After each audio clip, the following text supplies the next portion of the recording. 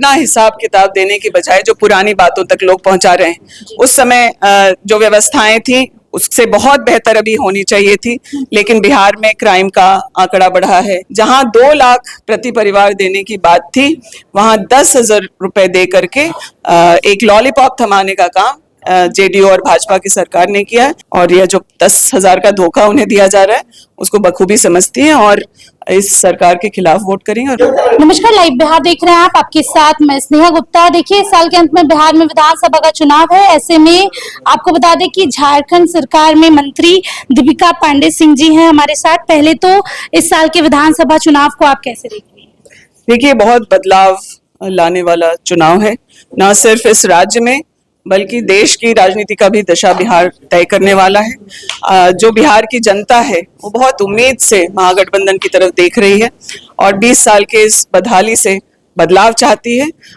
हम लोगों ने भी अपनी पूरी तैयारी की है और बिहार की जनता के साथ यह चुनाव लड़के उनका आशीर्वाद पाकर के महागठबंधन की सरकार बनेगी। जी मैम, एक सवाल, आपने जैसे बताया कि महिलाओं के लिए आप लोग काम करेंगे।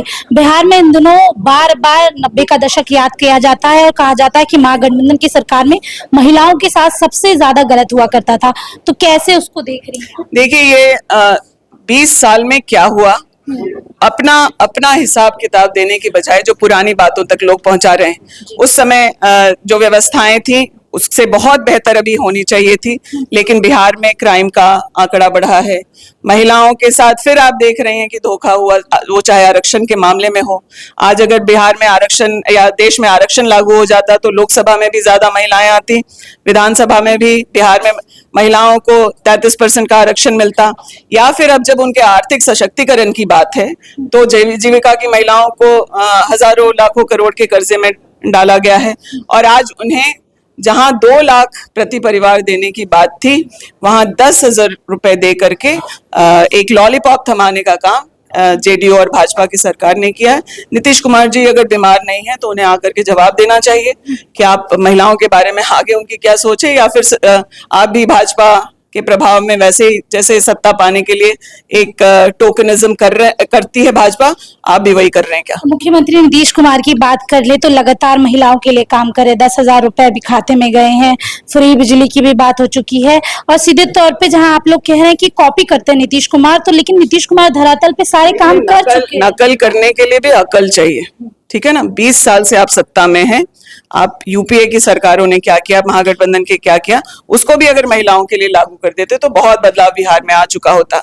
वहां से भी अगर नहीं सीखे तो बगल का राज्य है हमारा झारखंड का, हम साल में 30,000 रुपए महिलाओं को दे रहे हैं और आप 20 साल से सत्ता में होने की बात कर रहे हैं। ये 10,000 रुपए आपको चुनाव के 1 हफ्ते पहले क्यों याद आया? महिलाएं इस बात को बखूबी समझ रही हैं, वो अपने पूरे विवेक से उनके साथ जो 20 सालों में किया गया है उसके अनुरूप, और यह जो 10,000 का धोखा उन्हें दिया जा रहा है उसको बखूबी समझती हैं और इस सरकार के खिलाफ वोट करेंगे और महागठबंधन का साथ। महिलाओं की कितनी भागीदारी रहेगी इस बार के चुनाव में? ये प्रदेश से बात करना चाहिए। अगर भाजपा ने महिला आरक्षण बिल लागू कर दिया होता, उसे लंबित नहीं रखा होता, तो यहाँ भी 33% आरक्षण मिलता। सीएम फेस की चर्चा हो रही है, तेजस्वी यादव। चलिए ठीक है, देखिए हमारे साथ खास बातचीत करती है और सीधे तौर पे जिस तरीके से महिलाओं को लेकर जो भी सुविधाएं मिलेगी और आरक्षण को लेकर भी बातचीत हो रही थी। आप बने रहिए हमारे साथ, तब तक के लिए बहुत बहुत शुक्रिया।